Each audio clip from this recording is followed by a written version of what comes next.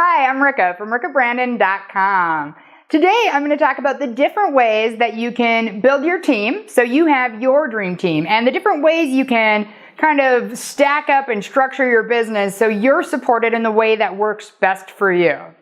So there's almost an infinite number of ways that you could build your dream team. But I'm going to focus on the ones that I've seen be the most successful and the most commonly used. But know that if none of these resonate for you, feel free to strike out and make your own. The most important player on your team is you, the entrepreneur. So do what's right for you.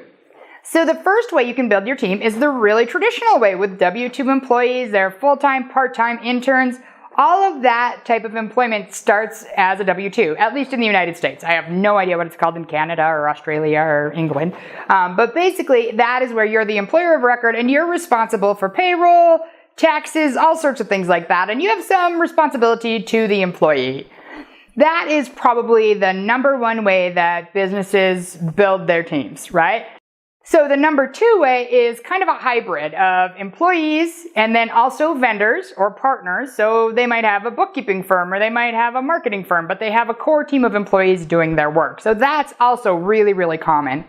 And the next one that's less common is a small team of employees and then a kind of like an army, sort of say, of project managers or freelancers, people who work on a project basis for different things. And that's generally used more in businesses that are sort of saddling between e-commerce and brick and mortar type businesses.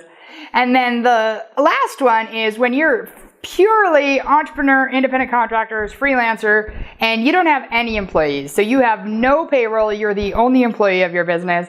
But you do have a lot of vendor costs. And those are kind of the most common ways that you can build your business.